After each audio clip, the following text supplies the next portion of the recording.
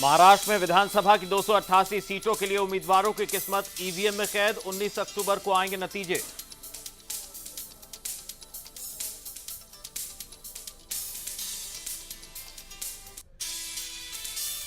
महाराष्ट्र के अमरावती में एनसीपी नेता सुप्रिया सुले ने डाला अपना वोट। वोटिंग के बाद सुप्रिया ने ग्रुप के साथ ली सेल्फी।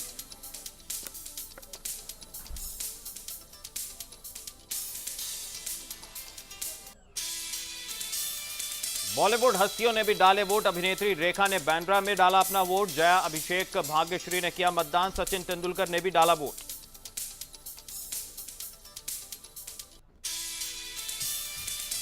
सामना में छपे लेख पर उद्धव ठाकरे की सफाई। कहा, चाय वाला मतलब सामान्य व्यक्ति की बात कही थी, कभी नहीं किया पीएम का अपमान।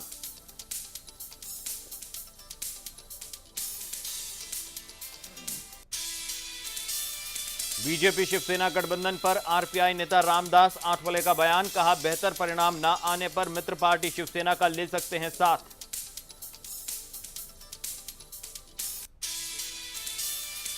मतदाताओं ने दिखाया उत्साह। महाराष्ट्र और हरियाणा में मतदान केंद्रों पर देखी गई जबरदस्त भीड़।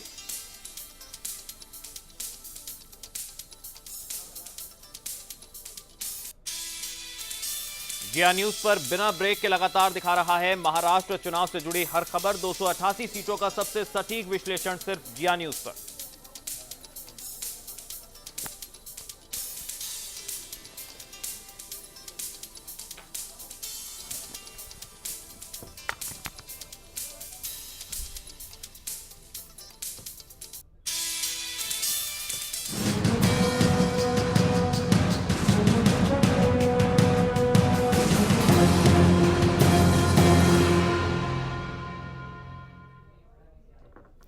महाराष्ट्र में अब मतदान होने के साथ ही हजारों उम्मीदवारों की किस्मत भी वोटिंग मशीन में कैद हो गई है।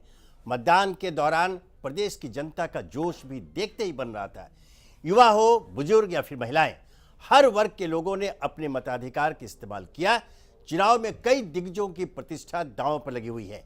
लोकसभा चुनाव की तरह ही महाराष्ट्र का विधानसभा चुनाव भी बीजेपी ने मोदी के नाम पर ही लड़ा।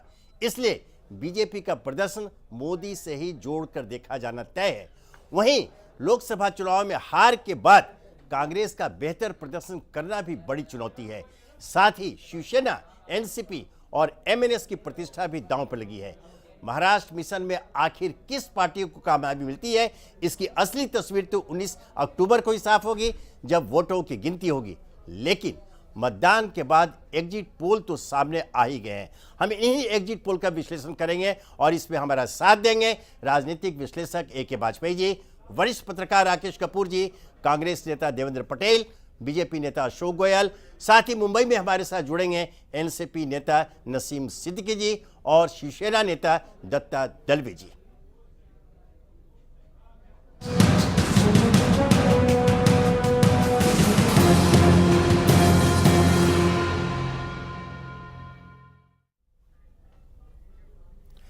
महाराष्ट्र में मतदान होने के बाद कई एग्जिट पोल भी सामने आ चुके हैं और इन सभी में बीजेपी ही सबसे बड़ी पार्टी के रूप में उभरती दिखाई दे रही है और बहुमत के बिल्कुल करीब भी। सी वोटर के सर्वे के मुताबिक बीजेपी को प्रदेश में 124 से लेकर 134 सीटें तक मिल सकती है। वहीं शिवसेना को 51 से लेकर 61 सीटें तक। सी वोटर ने भी कांग्रेस एनसीपी को बड़े नुकसान की बात कही है। पोल के मुताबिक कांग्रेस को 38 से 48 और एनसीपी को 31 से 41 के बीच सीटें मिल सकती है। एमएनएस को 9 से लेकर 15 सीटें मिल सकती है। वहीं अन्य भी इतने ही सीटों पर जीत दर्ज कर सकते हैं।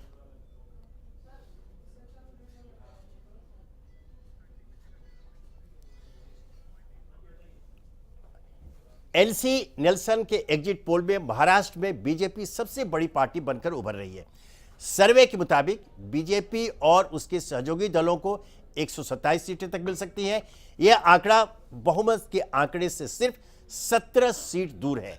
वहीं शिवसेना को अपने बल पर 77 सीटें मिलती दिख रही हैं। सर्वे के मुताबिक इन चुनाव में सबसे ज्यादा नुकसान कांग्रेस का होता दिख रहा है। कांग्रेस 40 सीटों तक सिमट सकती है। वहीं एनसीपी भी 34 सीटों तक सिमट सकती है। मनसे और अन्य को 5-5 सीटें मिलती दिख रही हैं।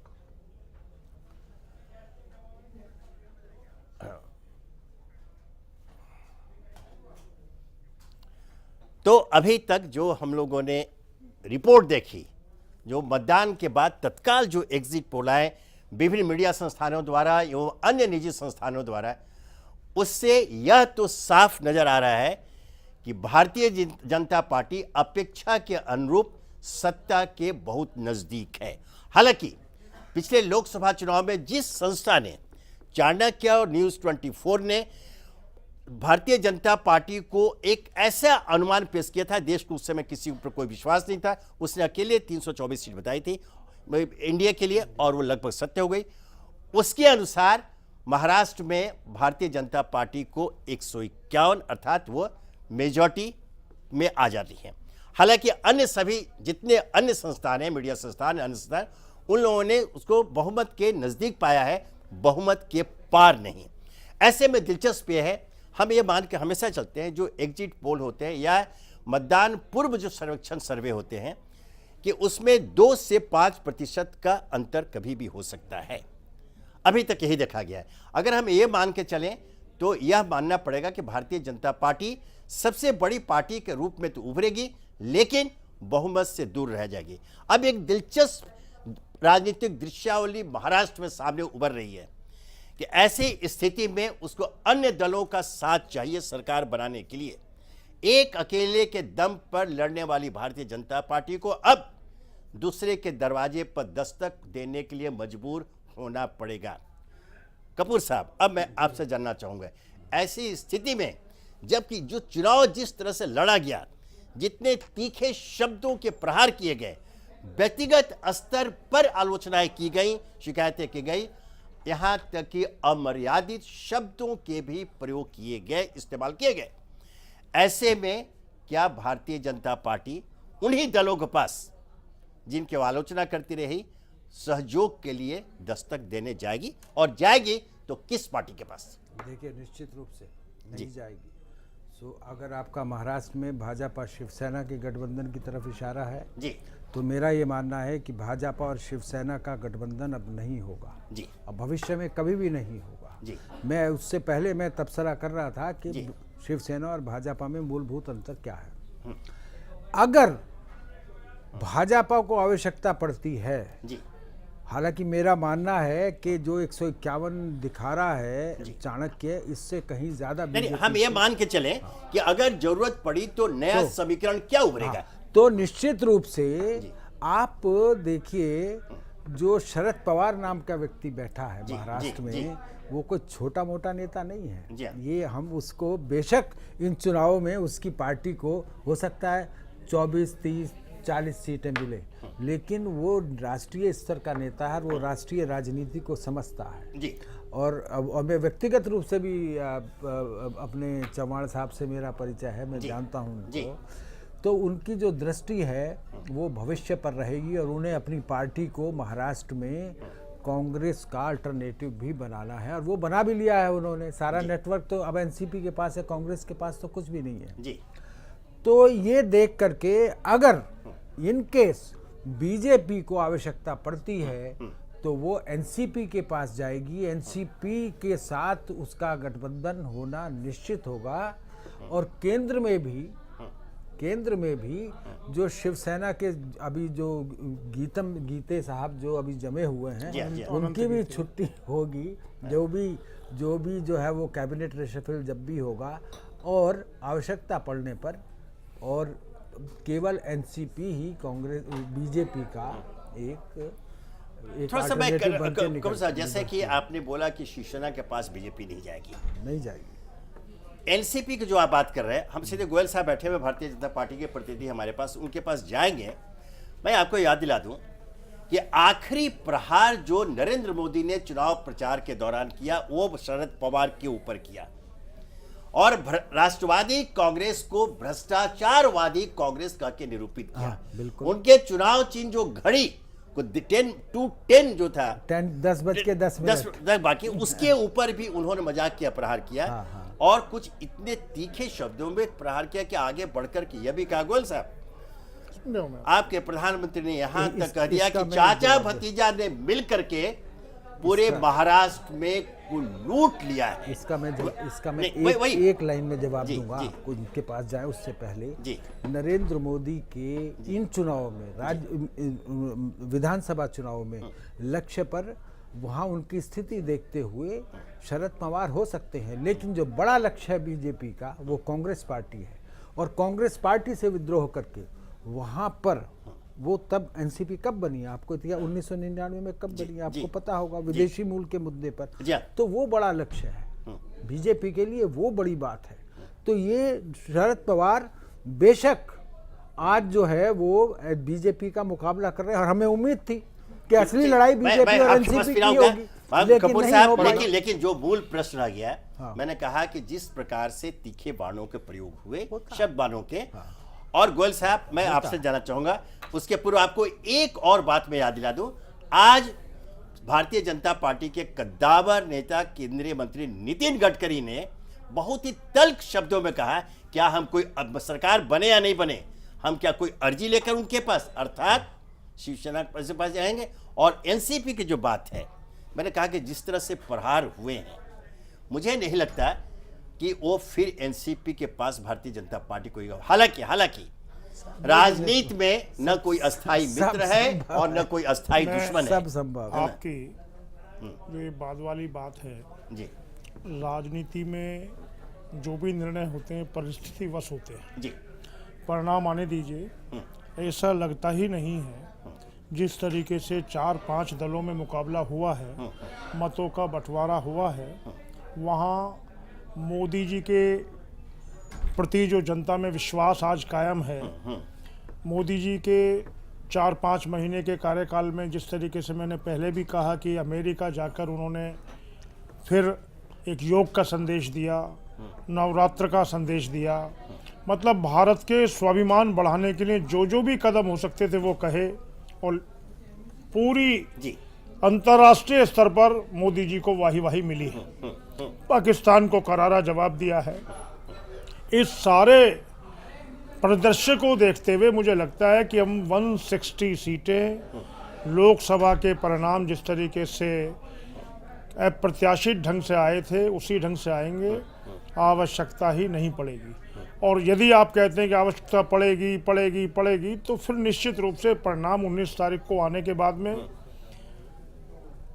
मुद्दों के आधार पर, अनेक आधार पर जिस तरीके से बातचीत संभव होगी, और यदि सरकार बनाने की स्थिति रही भारतीय जनता पार्टी की, तो फिर वो निर्णय हमारा केंद्रीय क्या आप शिवसेना के पास फिर जा सकते हैं? क्योंकि मैं आपको याद दिला दूं, आज शिवसेना जितनी आक्रामक रही, यह बात सही है कि प्रधानमंत्री नरेंद्र मोदी ने घोषणा कर दी थी कि हमारा गठबंधन भले ही टूट गया लेकिन हम शिवसेना पर कोई प्रहार नहीं करेंगे, लेकिन इसके ठीक विपरीत शिवसेना प्रहार करती रही। नहीं, मैं बता रहा हूं, सुनिए, आज जो स्वर बदले हुए उद्धव ठाकरे के भी, उद्धव ठाकरे आज कहा कि हमने तो कभी प्रधानमंत्री का अपमान नहीं किया, हमने शालीनता का परिचय दिया, हमने दोस्ती को बनाए रखने के लिए पूरा प्रयास किया, वो 151 पर अड़े रहे, हम 140 से 127 पर आए। हमारी ये कोशिश रही कि जो ये हमारा गठबंधन है ये बना रहे। उसके बावजूद भी वहाँ की जनता ने देखा कि शिवसेना की जिद की वजह से गठबंधन टूटा, और जनता ने सकारात्मक निर्णय इस संबंध में लिया होगा। अब इसके बावजूद भी आज अगर जो है मोदी जी ने कोई भी कहीं भी किसी तरह के शब्दों का उपयोग नहीं किया, तो मोदी जी की महानता है, शालीनता है। लेकिन अगर शिवसेना वाले भी अगर कुछ कहने के बाद भी अगर ये कह रहे हैं कि भाई हमारा इरादा ये नहीं था, हमने कहा जरूर लेकिन हमारी बात ऐसी नहीं थी। बिल्कुल, वो जो सामना में प्रेम शुक्ला ने इतना जो आपत्तिजनक जो अग्रलेख लिखा था, आज उसे पलट गया कि नहीं तो देश की जनता ने जवाब दिया है उसका। देश की जनता उसे बर्दाश्त नहीं किया होगा। महाराष्ट्र ने जवाब दिया होगा, जनता ने उसको देखा है। मैं उसी पर पूछ रहा हूं कि यह संबंध जिस तरह से उनकी तरफ से अब जो सौम्यता का प्रदर्शन किया जा रहा है, तो और एनसीपी और जिस सब कुछ के बावजूद व्यक्तिगत मित्रता छोड़ दीजिए, एनसीपी के ऊपर भी जिस प्रकार स्वयं प्रधानमंत्री मोदी आक्रामक रहे हैं, नहीं लगता कि शायद एनसीपी के पास हो जाएंगे। एकमात्र विकल्प आपके पास है कि आप पुनः शिवसेना को गले लगाएं। क्या ऐसी संभावना दिख रही है? परिणाम आने दीजिए, राजनीति संभावनाओं का खेल है। चलिए, पार्टी नेतृत्व जो है इस संबंध में चलिए। निश्चित रूप से कहीं ना कहीं सकारात्मक निर्णय लेगा जी। और मुझे तो नहीं लगता कि इसकी आवश्यकता पड़ेगी। चलिए अब हम सीधा चलते हैं अपने मुंबई स्टूडियो, जहां एनसीपी के नेता उदय प्रताप सिंह हमारे साथ मौजूद हैं। उदय जी, अभी तक आपने चर्चा सुनी और अब हम यह मान कर चल रहे हैं कि 19 तारीख को जो चुनाव परिणाम आएंगे, भारतीय जनता पार्टी वो पूर्ण बहुमत से थोड़ी दूर रहेगी, सबसे बड़ी पार्टी के रूप में रहेगी, लेकिन बहुमत से दूर। वैसी स्थिति में आप क्या संभावना देख रहे हैं कि नया राजनीतिक समीकरण आखिर क्या होगा? अभी जैसे कि गोयल साहब ने कहा या हमारे राकेश कपूर साहब ने भी कहा कि एनसीपी के पास जाने का सवाल नहीं उठता है, लेकिन एक सवाल अब जब तक किसी और के पास नहीं जाएंगे, लेकिन जिस प्रकार से शिवसेना के साथ भारतीय जनता पार्टी का वैमनस्य बहुत ही बड़ा, बहुत ही तीखा हुआ, बहुत ही अवसाद पैदा हुआ, वैसी स्थिति में यह कहा जाता है कि शरद पवार की मित्रता पहले से काफ़ी अच्छी रही भारतीय जनता पार्टी के लोगों के साथ, ये सभी जानते हैं। तो सारे राग द्वेष भूलकर क्या आपकी पार्टी भारतीय जनता पार्टी को अगर जरूरत पड़ी सरकार बनाने में तो मदद के लिए तैयार रहेगी, अपना समर्थन देगी, या सीधे सीधे सत्ता में एक सहयोगी के रूप में शामिल होगी?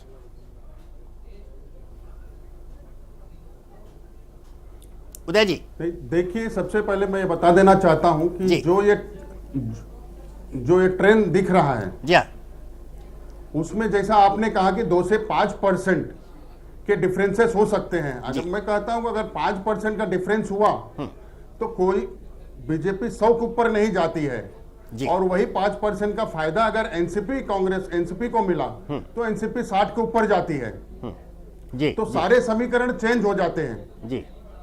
और अभी यह ट्रेंड है, ऐसा नहीं है कि कांग्रेस से अलग होने के बाद फिर, लेकिन सांप्रदायिक ताकतों को अलग रखने के लिए पवार साहब ने फिर हाथ बढ़ाया कांग्रेस की तरफ और सरकार बनी जी। तो ऐसे दोनों तरफ जो भी चर्चाएं या जो भी डिफरेंसेस हुए चुनाव के दरमियान, तो मैं नहीं मानता हूं कि अगर उनको जरूरत पड़ी, अगर उनके सरकार में उनकी बनाने लायक रहेगी, दोनों की संख्या मिलाकर, तो बना सकते हैं। और अगर हमारी सरकार बनाने की संख्या आ जाती है तो हम सांप्रदायिक शक्तियों को दूर रखकर अपनी सरकार फिर पिछली बार जैसे बनाएंगे।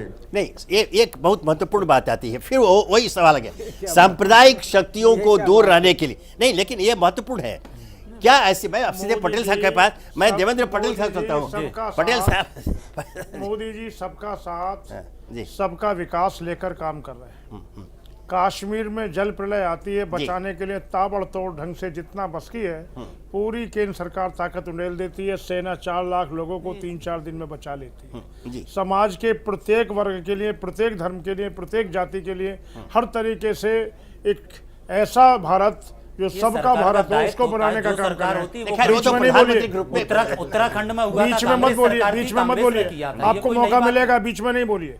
उत्तराखंड में जिस तरह की जल प्रलय हुई और उसमें जिस तरह की बद इंतजामी हुई किसी से छिपी नहीं है। मेरा ये मानना है कि ये जो सांप्रदायिकता वाला शब्द जो बार बार आता है ये अखरता है।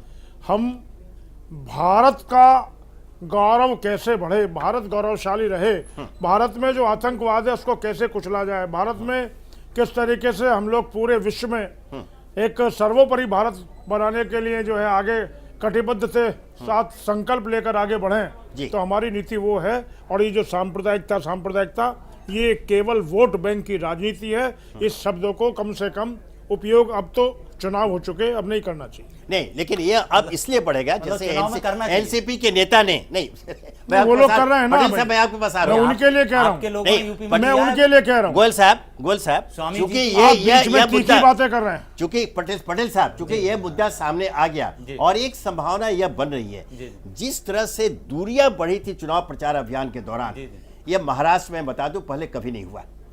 जिस प्रकार एक दूसरे पर आरोप प्रत्यारोप लगा के बिल्कुल निम्न स्तर पर जाकर के हुआ, बहुत। इसके बाद तो ऐसा लगता है कि अगर जैसे हमारे एनसीपी के प्रतिनिधि ने कहा, उदय प्रताप सिंह ने, कि सांप्रदायिक ताकतों को रोकने के लिए हो सकता है कि नया समीकरण बढ़े और बीजेपी के पास तो नहीं जाएंगे, तो वह तो एक ही बनता है। किसके साथ बनाएंगे? शिवसेना के साथ बनाएंगे वो। अब वही स्थिति वही बनती है कि अब तो एक ही बनती है। उसकी संभावना पर चर्चा कर रहे हैं कि ये चारों, शिवसेना, एनसीपी, कांग्रेस, एमएनएस, ये चारों अगर मिल जाए और आंकड़े का खेल कुछ ऐसा हो जाए, भारतीय जनता पार्टी अगर सचमुच कम संख्या पर आती है तो अगर कथित रूप से, मैं भी कहता हूँ ये सांप्रदायिकता शब्द कथित शब्द ही है, वो धर्मनिरपेक्षता सांप्रदायिकता ये कुछ अजीब शब्द आ गए। तो आपसे जानना था तो पटेल साहब कि ऐसी कोई संभावना बनती आपको दिखती है क्या कि ये हुआ कि भारतीय जनता पार्टी या मोदी को रोकने के लिए आप चारों एक बार फिर कथित सांप्रदायिक शक्तियों के खिलाफ एकजुट हो सकते हैं? विनोद जी, जी ये बिल्कुल स्पष्ट है, हार जीत अलग विषय है जी, जनता 19 तारीख को रिजल्ट आएंगे जी, और राजनीति में संभावनाएं सब खुली होती हैं, लेकिन कांग्रेस और एनसीपी भी कांग्रेस से निकली हुई पार्टी है, कांग्रेसी विचारधारा से सांप्रदायिक शक्तियों के खिलाफ में अपनी पार्टी और नेतृत्व रहा है।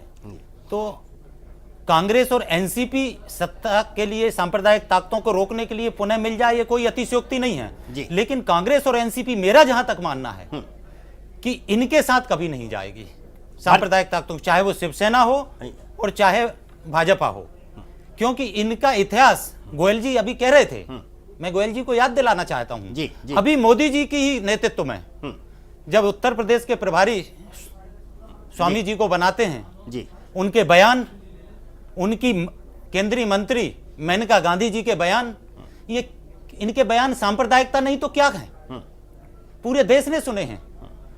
मोदी जी का इनके बयान के बाद चुप रहना क्या है?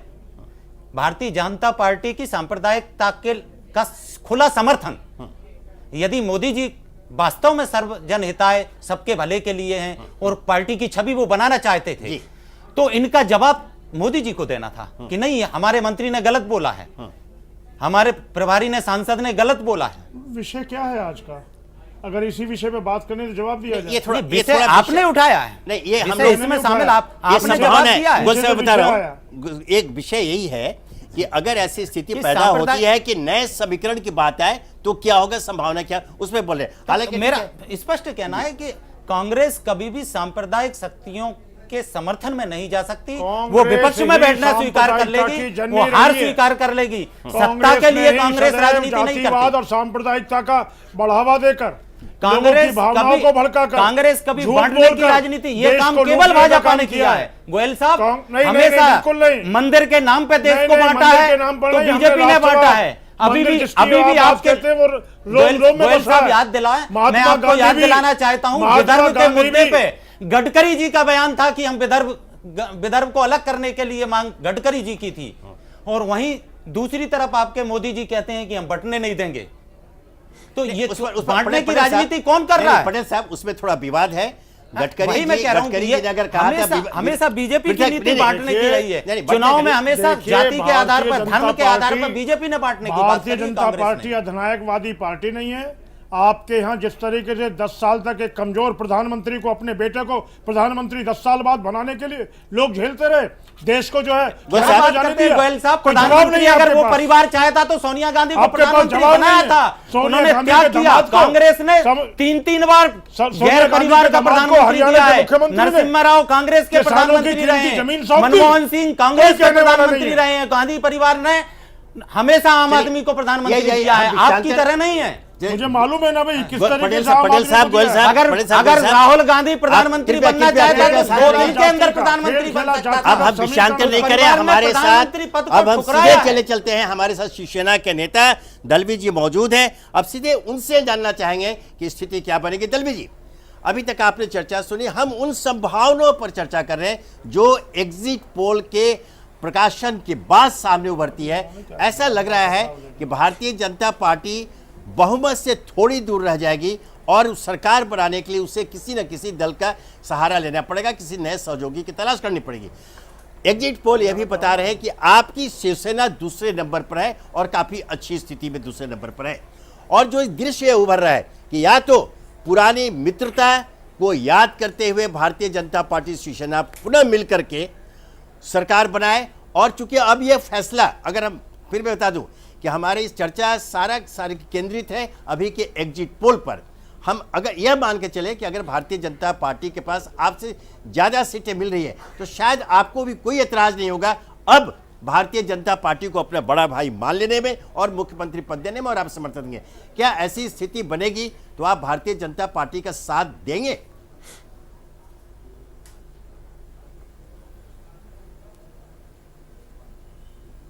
दलवी जी,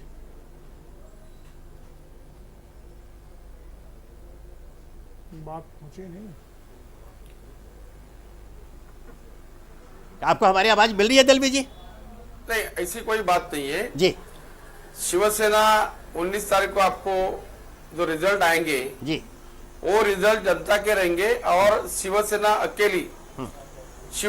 अकेली महाराष्ट्र के ऊपर राज करेगी। जी आज का जो माहौल है पूरा महाराष्ट्र में, मुंबई में, जी वो माहौल ही कहता है कि कोई भी हालत में शिवसेना का राज आएगा, शिवशाही सरकार आएगा जी। और जनता का राज आएगा।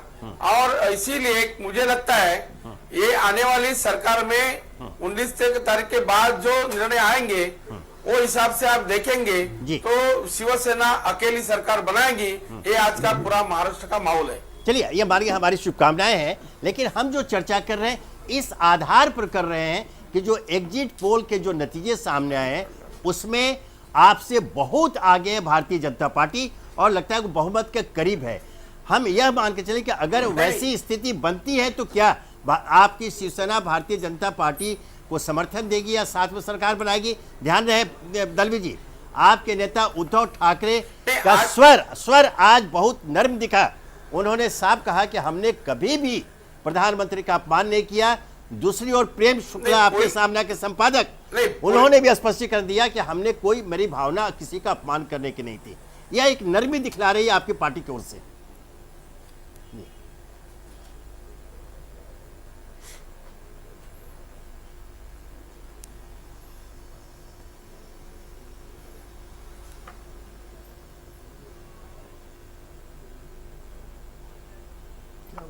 आपका आवाज मिल रही है दलवी जी?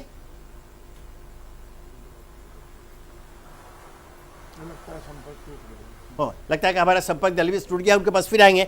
गोयल जी, मैं आपके पास आ रहा हूं। आपने एक थोड़ा सा आवेश में आप अभी जो बात किए जी, तो उद्धव साहब ने जो महाराष्ट्र के पब्लिक के लिए जी नहीं महाराष्ट्र की जनता के लिए जो विजन रखा है जी, महाराष्ट्र की जनता के लिए जो विजन रखा है वो एक विजन महाराष्ट्र की जनता स्वीकारेगी जी। और आज तक आप देखा है जितना भी पोल आया जी, एग्जिट पोल जितना भी आया जी, वो पोल मुझे नहीं लगता है कि बराबर था या उसमें कितनी तफावत है।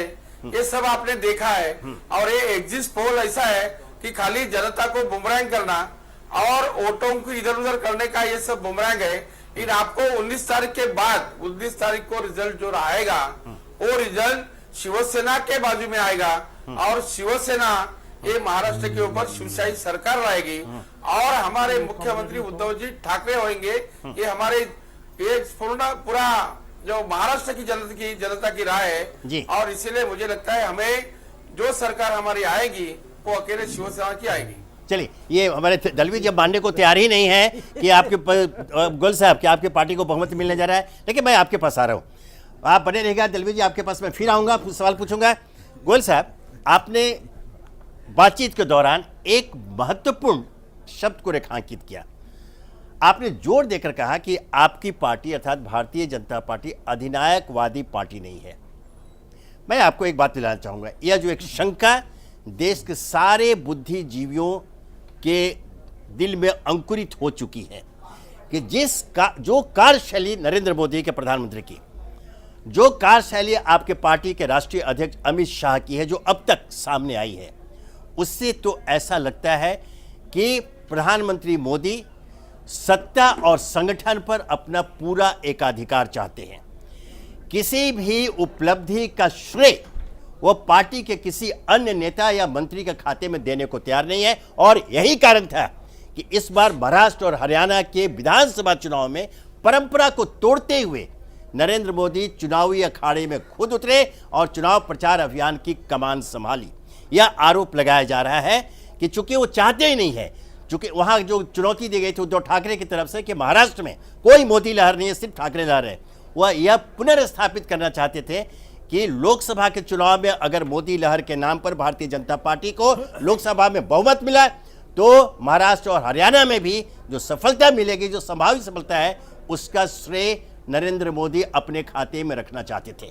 तो क्या यह अधिनायकवाद की ओर बढ़ता एक कदम नहीं है? देखिए जी कोई भी बात जी गैर जिम्मेदाराना ढंग से कह देना अलग बात है। जी उद्धव ठाकरे ने क्या कहा ये तो मैं नहीं जानता, लेकिन मैं इतना जरूर कहता हूँ जी कि महाराष्ट्र हो या हरियाणा, जी पार्टी के सभी नेताओं ने चुनाव के दौरान वहाँ सभाओं में शिरकत की है और वो वहाँ पूरा नेतृत्व वहाँ हमारा लगा है। ये चुनाव चूँकि लोकसभा के एक ऐतिहासिक सफलता के बाद पहले चुनाव थे जो सत्ता परिवर्तन के लिए हो रहे थे। जी बीच में छोटे मोटे उपचुनाव हुए, वहाँ केंद्रीय नेतृत्व कहीं नहीं गया, जी लेकिन निश्चित रूप से इन चुनावों में जी महाराष्ट्र में और हरियाणा में जी भारतीय जनता पार्टी ने एक सकारात्मक पक्ष जनता के सामने रखा कि हम अपने बल पर पूर्ण बहुमत की सरकार बनाने के लिए आपके बीच आए हैं। हमें आधा अधूरा बहुमत नहीं, पूर्ण बहुमत चाहिए। मोदी जी ने भी कहा, राजनाथ सिंह जी ने भी जुलाना और सभी रैलियों मैंने भी देखा हरियाणा में, सब जगह कहा, सुषमा जी भी हरियाणा में थी, सब जगह सभी लोग गए हैं। तो मेरा ये मानना है कि भारतीय जनता पार्टी एक सामूहिक नेतृत्व वाली पार्टी है और उसी के आधार पर उसके निर्णय होते हैं। अब कहीं अगर इस तरह का महसूस होता है कि जनता मोदी जी के प्रति इस समय सकारात्मक ढंग से देख रही है, तो मोदी जी वहां जाकर निश्चित रूप से जनता को उत्साहित करने के लिए, अपने दल की सफलता के लिए उनका जाना आवश्यक भी है और दल ने जहां जहां कार्यक्रम लगाए वो वहां गए हैं। इतनी बात जरूर है कि उन्होंने बेहद व्यस्त होने के बावजूद भी दल के कहने पर कार्यक्रम स्वीकार किए, क्योंकि मुझे मालूम है हरियाणा में 10 रैली होने वाली थी। 11वीं के लिए मैंने भी बहुत निवेदन किया कि जींद में रैली जरूर होनी चाहिए जी।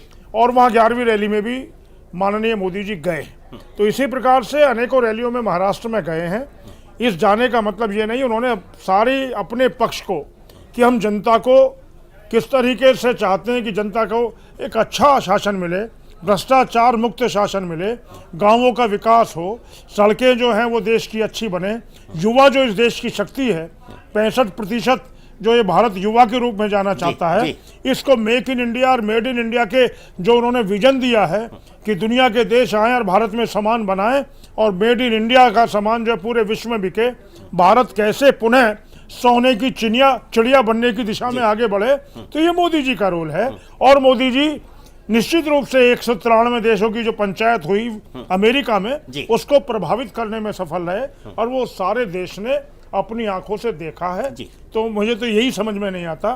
चुनाव परिणाम में हरियाणा से आया हूँ, बहुत कमजोर से कमजोर सीट भी हम जीत रहे हैं। मुझे लगता है कि हम हरियाणा में भी पूर्ण बहुमत आएगा और महाराष्ट्र में भी पूर्ण बहुमत से 10 ज्यादा या 15 सीट ज्यादा 160 सीट के आसपास आएंगे। रिजल्ट आ जाएगा, मैं फिर भी यहाँ वो तो देखेंगे। नहीं, मैं आपकी इस बात से सहमत हूं कि देश का युवा वर्ग, जो युवा मतदाता, खासकर जो नया मतदाता आया, उसने नरेंद्र मोदी की बातों पर विश्वास करके उनको समर्थन दिया, इसमें कोई दो मत नहीं, यह निर्विवाद है। लेकिन एक जो पुरानी कहावत है, power makes corrupt and absolute power makes absolutely corrupt, अभी वो वक्त नहीं है, अभी वो वक्त तो नहीं, यह जो शंका, इसलिए मैं इस मन से अभी एक शुरुआत है। हाँ, देश में परिवर्तन, जैसे आपने खुद ही कहा है, देश ने एक ही परिवार का शासन देखा है।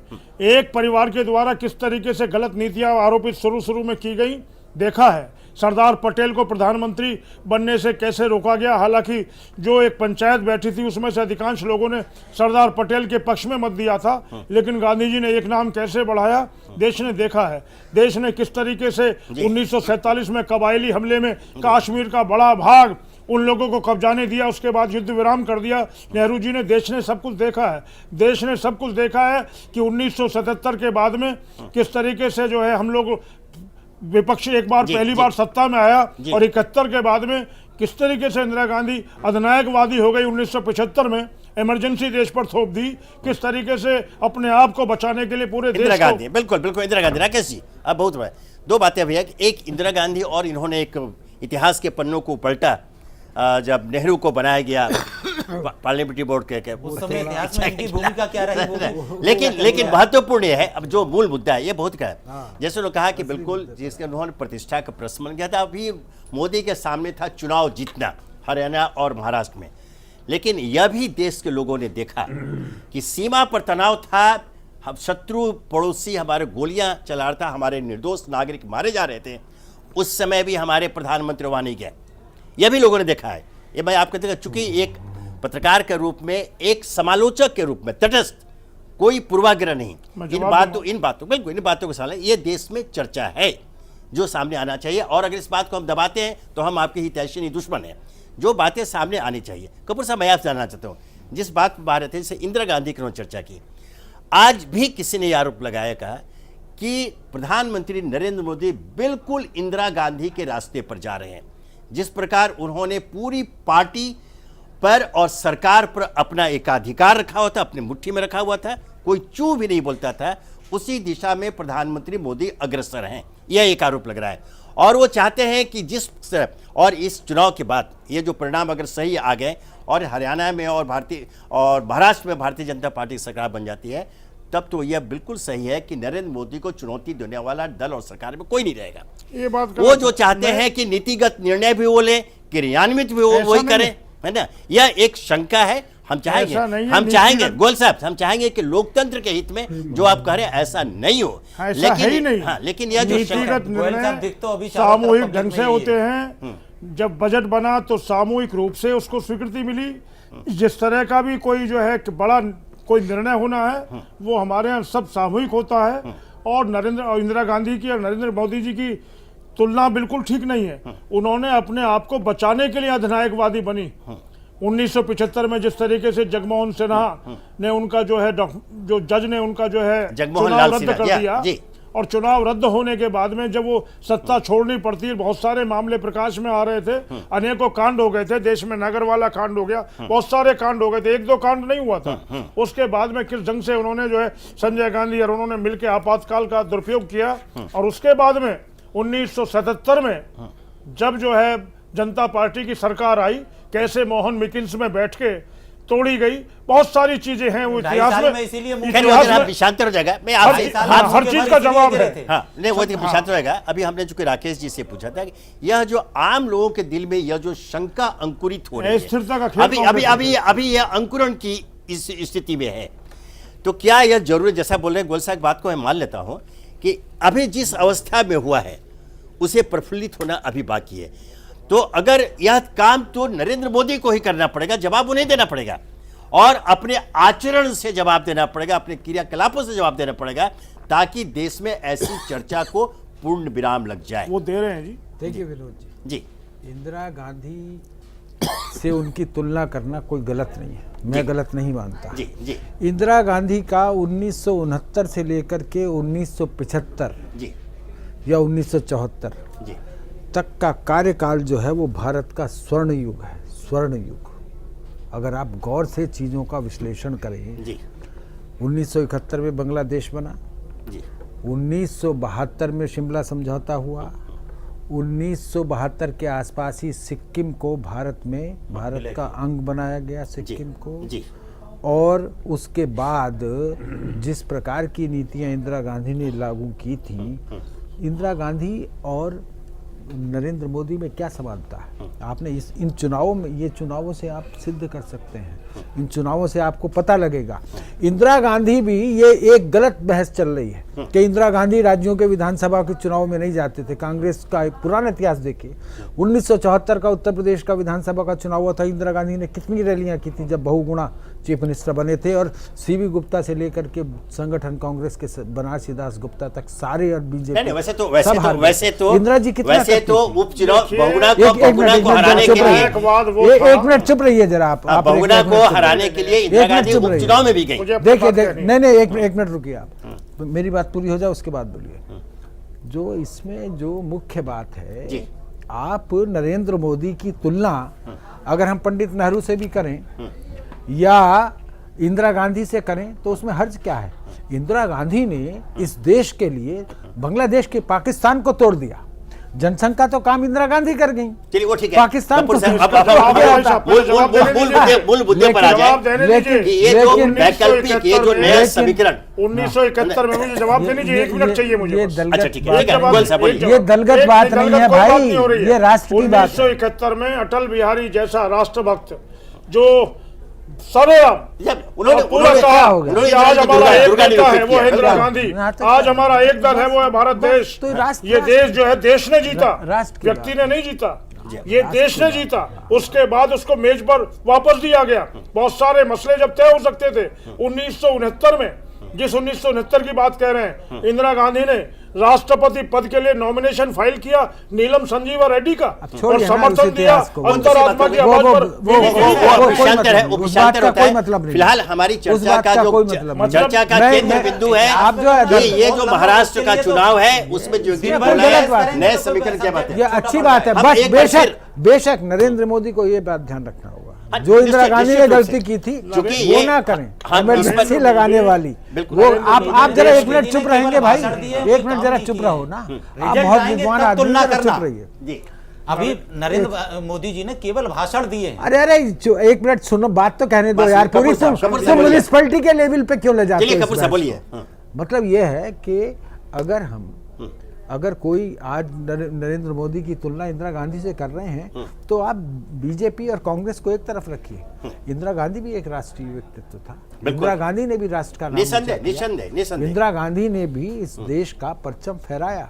तो अगर नरेंद्र मोदी से तुलना हो रही है तो कोई गलत नहीं है, बेशक बशर्ते नरेंद्र मोदी वो गलती ना करें जो इंदिरा गांधी ने की थी। जो किया उन्होंने जाकर 1975 में किया, वो गलती ना सीधी करें। बात। अब हम मूल मुद्दे पर आते हैं। ये हम बात एक बार फिर मुंबई चल रहे हैं अपने मित्र एनसीपी के उदय प्रताप सिंह जी के पास। उदय जी, अब आपसे एक आखिरी सवाल आपसे पुनः कि जिस सब चर्चा हम लोग कर रहे हैं वैकल्पिक समीकरण की, और इस बात को ध्यान में रखते हुए कि राजनीति में न तो कोई अस्थायी दुश्मन होता है न अस्थायी मित्र होता है, और चूंकि बात सत्ता की आ रही है तो अगर भारतीय जनता पार्टी को बहुमत से दूर रहना पड़ा, उसे कुछ सदस्यों की जरूरत पड़ी, तो क्या पुराने संबंधों को ध्यान में रखते हुए आपके नेता शरद पवार भारतीय जनता पार्टी को समर्थन देने के लिए तैयार हो जाएंगे?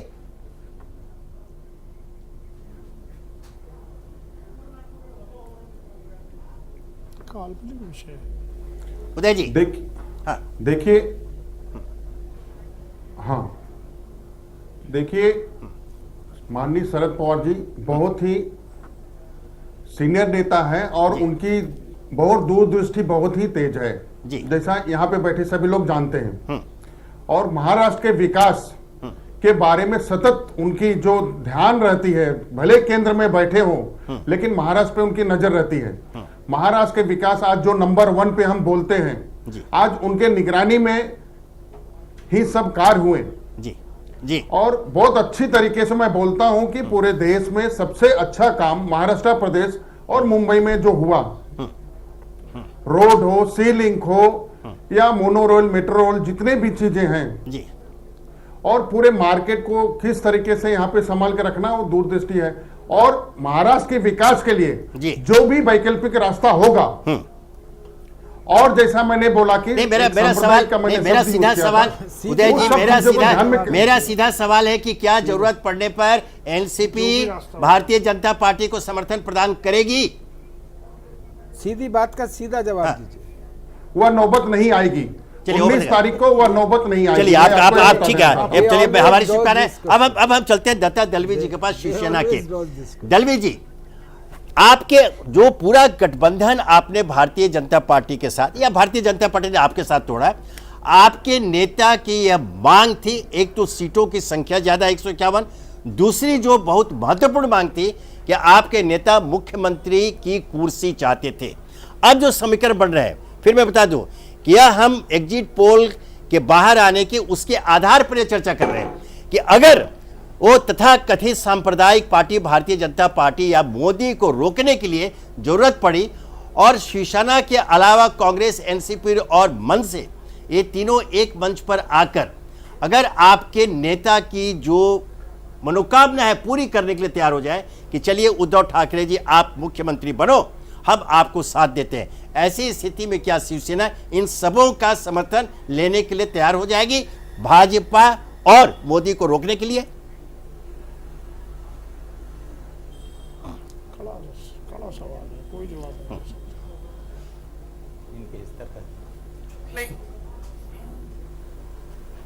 नहीं, ऐसी कोई बात नहीं है जी हमारा जो भी निर्णय लेती है हमारे शिवसेना पक्ष प्रमुख लेते हैं। जी पहले हमारे बाला साहब ठाकरे जी ले रहे थे और सिचुएशन के बारे में जब भी 19 तारीख के बाद 19 तारीख के बाद जो भी निर्णय आएंगे जी। उसके बारे में बाद में सोचेंगे। हमारे जो पक्ष प्रमुख है वो सोचेंगे पार्टी को किधर लेके जाना है। नहीं भाई, इसीलिए मैं आपसे पूछ रहा हूँ, गठबंधन करना है वो 19 तारीख के बाद मालूम हो गया। दलवी जी हम लोग दलवी जी एग्जिट पोल के बारे में हमारा अभी भी राय है जी कि महाराष्ट्र की जनता शिवसेना के साथ रहेगी। ये हमारा जो आज का जो सर्वे दिखाई देता है जी आप जो मोदी का हवा लेकिन महाराष्ट्र में उद्धव जी ठाकरे का ही हवा है। आप जितने भी मीटिंग हो गए और दूसरा आपको मालूम है आज तक मैं देखा नहीं ये देश का पंत प्रधान इतनी मीटिंग लेके एक राज्य में लेता है। और आप देखा है लोकसभा का चुनाव हो गया जी और चुनाव में लोकसभा में सत्ता मोदी जी को आ गई लेकिन बाद में जो चुनाव हो गए यूपी में क्या हो गया, राजस्थान में क्या हो गया, गुजरात में क्या हो गया। और इसीलिए हमारा तो कहना है कि कोई भी हालत में ये जो 19 तारीख को जो निकाल लाएंगे वो हमारा शिवसेना पार्टी के बाजू में आएंगे। नहीं, मेरा सवाल दूसरा है, हम आज के एग्जिट पोल के आधार पर चर्चा कर रहे हैं, तो जो संभावना उभर के आ रही है उसके आधार पर मेरा सीधा सवाल आपसे है कि अगर भारतीय जनता पार्टी, हालांकि नितिन गडकरी ने साफ बोल दिया कि हम कोई अर्जी लेके शिवसेना के पास नहीं जा रहे हैं, नहीं जाने वाले हैं, उसके बावजूद अगर उनकी जरूरत हुई और आपके दरवाजे पर दस्तक देते हैं तो क्या आपकी पार्टी उसके लिए तैयार हो जाएगी कि भारतीय जनता पार्टी के नेतृत्व में सरकार बने और आप उसमें सहभागी बने?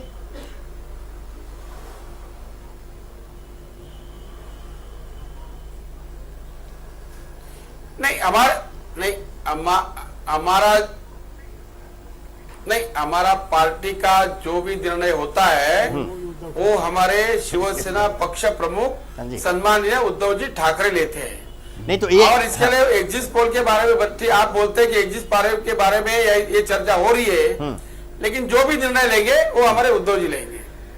चलिए, बहुत बहुत धन्यवाद आपका। अब फिर रहते पटेल साहब, आपको तो सारे एग्जिट पोल ने बिल्कुल हाशिए पर रख दिया है। आपकी पार्टी का जो कहावत है चुनाव में आम शब्दों का कहा था कि सुपड़ा साफ कर दिया, ऐसा दिखाई दे रहा है। विनोद जी ऐसा पहली बार नहीं हुआ नहीं तो उसी में मैं आप बताएंगे पोल कोई 100% ट्रू नहीं होते हैं जी। कुछ लोगों के मंतव्य की स्थिति से यहाँ अनुमान लगाया जाता है। रिजल्ट आने दीजिए 19 तारीख को, रिजल्ट जो एग्जिट पोल आ रहे हैं उससे विपरीत होंगे। नहीं, जिस संभावना की हम चर्चा कर रहे हैं पटेल साहब, मैं उसमें जानना चाहता हूँ।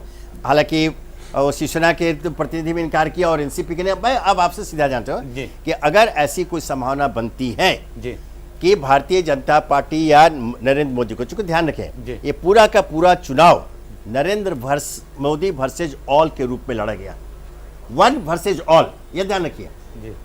और स्वयं भारतीय जनता पार्टी के प्रदेश नेतृत्व ने भी उन्हीं को सामने किया। सारे नारे जो है मोदी के नाम पर लिखे गए, प्रकाशित हुए और चुनाव लड़ा गया। तो वैसी स्थिति में अगर ये आप चारों, क्या कांग्रेस, एनसीपी, मनसे और ये शिवसेना, क्या ऐसी कोई संभावना बनती है कि एक नया समीकरण उभर कर आ सकता है अगर भारतीय जनता पार्टी को पूर्ण बहुमत नहीं मिलता है? सबसे पहली चीज तो जो आप कह रहे हैं कि मैं इस चीज से सहमत नहीं हूं जी। और कांग्रेस पक्ष में चाहे सरकार बनाए या विपक्ष में बैठे, ये दोनों, चूंकि प्रजातंत्र में ये एक प्रक्रिया है जी, सत्ता में बैठते हैं तो विपक्ष में भी बैठना होता है। जनता जनार्दन का जो भी निर्णय आता है उससे सहर्ष स्वीकार करना चाहिए। लेकिन जो पार्टी की गाइडलाइन है, पार्टी के जो सिद्धांत है, पार्टी की जो आइडियोलॉजी है कि सांप्रदायिक शक्तियों के खिलाफ लड़ाई लड़ेंगे, देश की जनता के भलाई के लिए, देश के विकास के लिए, ऐसी ताकतों को रोकने के लिए। साहब फिर वही सांप्रदायिक शक्तियां, तो आप तो ठीक है। अच्छा, मैं उसको पूरा कर दूं कि शिवसेना और बीजेपी जी थैली के चट्टे मैंने रखते हैं। आप और शिवसेना दोनों में कोई अंतर नहीं है, मतलब आप इसलिए शिवसेना इसलिए को दोनों मिसिल- के साथ कांग्रेस का जाना कतई संभव नहीं। आपको इतिहास का नहीं पता। नहीं तो मैं हाँ, शिवसेना ने इमरजेंसी में जी कांग्रेस का साथ दिया। नहीं और अभी जब प्रतिभा पाटिल कांग्रेस के राष्ट्रपति पद के उम्मीदवार थी, तो शिवसेना ने समर्थन समर्थन किया, किया था। शिवसेना ने समर्थन किया। आप वो बात लेकिन सही। 25 साल का जो इतिहास कह रहा है, एक साथ भाजपा और शिवसेना ने जो देश को पटेल दिया, साहब ये जनता 25 उसको देख रही पटेल है। साहब ये और 25 यदि साल आज के अंदर की बात कांग्रेस है। उनके साथ और खड़ी होती शरद है, पवार भी ये 25 साल के अंदर की बात है, पहले की बात नहीं है। 25 और शरद पवार भी शिवसेना से बात करते हैं चुनाव से पहले। नहीं बात करना एक अलग विषय। तो ये एक संकेत नहीं, जब शरद पवार जैसा कद्दावर नेता बात करता है उसका मतलब होता है, उसका कोई अर्थ होता है। ये आपने बहुत मुझे सीनियर नेता है शरद पवार। आपने मुझको टेलीफोन कर दिया, इसका कोई अर्थ नहीं है। लेकिन सोनिया गांधी अगर नरेंद्र मोदी को फोन करेंगी तो उसका मतलब होता है। जी। ये राजनीति में इन चीजों का गोयल साहब मतलब गोयल होता है। साहब ये अब ये जो स्थिति बार पता नहीं क्यों विपक्ष से हमेशा बात की है। एनसीपी और कांग्रेस- बाला साहब ठाकरे एक बहुत बड़ी प्रतिभा थी, उनसे हमेशा बात अरे होती काहे रही। की प्रतिभा थी यार, तुम्हें तो कुछ पता ही नहीं है। चलिए, अब वो हम विषयांतर नहीं करें, हम विषयांतर नहीं करें। गोयल साहब अब आपके ऊपर फिर आरोप लग रहा है, हालांकि मैं उसको कंक्लूड करूंगा, याद दिलाऊंगा। उनका किसने कथित सम्मान नहीं रूप से किया? सांप्रदायिक अटल होने जी का ने मतलब सम्मान नहीं आपको किया, अछूत किसने मान लिया नहीं? गया। लेकिन जो है ना? वैचारिक तब तो मतभेद ऐसा था, वो लगता है था। कांग्रेस नहीं, मैं महाराष्ट्र की बात कर, तब तो ऐसा लगता है कि अगर सचमुच कहीं आप बहुमत से दूर रह गए और ज्यादा दूर रह गए, जैसे न्यूनतम आपको दिया गया है और एक न्यूज चैनल दिया 103, मतलब बहुत ज्यादा दूर हो गया। वैसी स्थिति में सिवाय इसके कि आप शिवसेना के साथ जाएं और कोई विकल्प आपके पास नहीं बचता है, फिर आपका निर्णय क्या होगा, क्या अनुमान लगाते हैं आप? देखिए, गडकरी जी इस मामले में स्पष्ट कर चुके हैं जी, कि हम किसी के पास अर्जी लेकर नहीं अर्जी जाएंगे, लेकर और नहीं- अगर सुनिए, वही सुनिए, अर्जी लेकर आ गए, सुन लीजिए मेरी बात, पूरी होने दीजिए। हाँ, हमारे राष्ट्रीय नेता हैं, जी। बहुत कुछ सोच समझ के उन्होंने बात कही होगी। जी गठबंधन हमने आखिरी टाइम तक बनाने की पूरी कोशिश की। जी भारतीय जनता पार्टी अतिवादी नहीं है। भारतीय जनता पार्टी निश्चित रूप से विश्वास जनता का प्राप्त कर रही है और जीतेगी। फिर भी जी ऐसी परिस्थिति यदि बनी कि इन्हीं का समर्थन लेके सरकार बनाने की आवश्यकता बनी, और वो समर्थन यदि सम्मानजनक शर्तों पर ठीक ढंग से मिल रहा होगा जी और विचारधारा के आधार पर मिल रहा होगा, तो उसको केंद्रीय नेतृत्व विचार चलिए, करके विचारधारा के आधार पर तो आप लोगों का गठबंधन बना ही था, है ना? केंद्रीय नेतृत्व उसको जो है विचार के कुछ सहमति दे सकता है। चलिए, अब- लेकिन आज की परिस्थिति में ये बात कहना और सोचना बिल्कुल गलत है। हम लोग जो माहौल है चुनाव का, मेरी आज भी 6-7 जगह बात हुई है, महाराष्ट्र भी फोन पर। मैं महाराष्ट्र चुनाव से पहले गया था, हरियाणा में तो अभी रहा हूँ। जी। लेकिन निश्चित रूप से हमारी सरकारें बन रही हैं दोनों पूर्व जगह। बहुमत के साथ बनने, चलिए आपका हमारी विनोद शुभकामनाएं। जी, मैं तो सिर्फ- आज की चर्चा को हम यहाँ विराम देंगे, क्योंकि विनोद जी, हमारे मैं सिर्फ एक बात कहना अच्छा चाहता तुरंत हूं। सच्चे पे समय खत्म। आपको याद होगा शरद पवार ने जी। मोदी की तारीफ की थी। मैं या- या- आपको या- आज बिल्कुल, एक बात बिल्कुल। ये स्पष्ट सांप्रदायिक रूप से- बता रहे हैं? एक बिल्कुल, बिल्कुल। स्पष्ट रूप से कह करके जाता हूं जी कि यदि बीजेपी को आवश्यकता पड़ी तो वो शरद पवार के पास भी आ जाएगी। सकते हैं। चलिए, अब चूंकि हमारा समय समाप्त हो रहा है, इसको हम शिवसेना विराम के देंगे। पास। लेकिन अब जिस हम नए समीकरण की और विकल्प की बात करें, इस संभावना को देखते हुए कि अगर भारतीय जनता पार्टी को पूर्ण बहुमत नहीं मिलता है तो क्या होगा, ये एक निर्विवाद रूप से यह सत्य कई बार रेखांकित हुआ है कि राजनीति में न कोई अस्थायी मित्र होता है, न कोई अस्थायी दुश्मन होता है। और आज उद्धव ठाकरे और प्रेम शुक्ला के बयान से बस स्पष्ट हो गया कि उनके रुख में नरमी आई है भारतीय जनता पार्टी के पक्ष में। और जैसा कि गोयल साहब ने बोला, बिल्कुल सही बोला, कि विचारधारा के आधार पर पुनः कोई समीकरण हो सकता है। तो विचारधारा की अगर बात आती है तो निश्चित रूप से भारतीय जनता पार्टी, शिवसेना दोनों एक मंच पर संभावनाओं नजर से- आएंगे। संभावनाओं से नकारा और जहां नहीं जा तक सकता। हमारे कांग्रेस के मित्र ने आज कहा, दिन- आज दिन ऐसी कोई स्थिति नहीं है। जहां तक ये बात आई सामने में कि कथित रूप से सांप्रदायिक भारतीय जनता पार्टी का साथ है, मैं याद दिलाना चाहता हूं कि अब की देश की राजनीति में खासकर जो युवा पीढ़ी है उसके लिए सांप्रदायिकता और ये धर्मनिरपेक्षता, ये क्षण धर्मता, इसके कोई भी इसके मायने अब नहीं रखते हैं। अब नहीं चलेगा।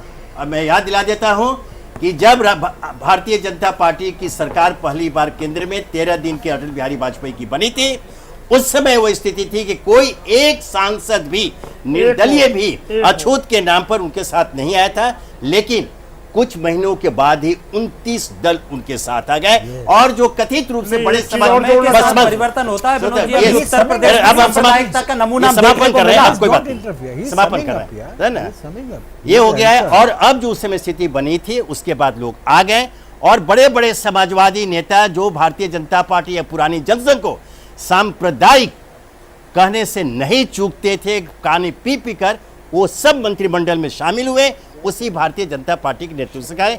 इसलिए राजनीति संभावनाओं का खेल है, कभी भी कुछ भी हो सकता है, लेकिन हम इस आशा के साथ नरेंद्र मोदी में विश्वास प्रकट कर सकते हैं कि उन्होंने एक जमीन के नेता के रूप में नरेंद्र मोदी ने अपने आप को स्थापित किया है और देश के युवा वर्ग ने उनमें विश्वास व्यक्त किया है। वो सब चीज़ को समझते हैं और बहुत बारीकी से समझते हैं। आशा है कि जब जिस एकाधिकार की बात कर रहे हैं, अगर वो सकारात्मक होता है, देश हित में होता है, समाज हित में होता है, तो हम उसके सबसे पहले समर्थक बनेंगे। लेकिन आवश्यकता इस बात की है कि सचमुच एक अस्थायी सरकार केंद्र में भी हो और अन्य राज्य में हो, क्योंकि यह जिस तरह गठबंधन की सरकार के जो दुष्परिणाम देश को देखने पड़े हैं, विकास के क्षेत्र में हम वर्षों पीछे चले गए हैं। जहां तक आज हम विकसित देशों की श्रेणी में होना चाहिए था, आज भी 67 वर्षों के बाद हम विकासशील देश की श्रेणी में हैं। यह हमारे लिए शर्म की बात है और अब देश अपने नए नेतृत्व पर आशा की दृष्टि से दिखता है।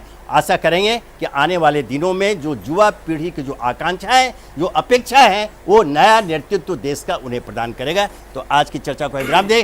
गोयल साहब आपका बहुत बहुत धन्यवाद, राकेश कपूर जी धन्यवाद, पटेल साहब आपका धन्यवाद, दलवी जी, उदय प्रताप जी, आप सबों का बहुत बहुत धन्यवाद, आपने चर्चा भाग लिया। कल हम फिर मिलेंगे इसी समय राजचक्र में एक नए विषय पर आपके साथ, अपने नए अतिथियों के साथ। तब तक मुझे इजाजत दीजिए। नमस्कार, धन्यवाद।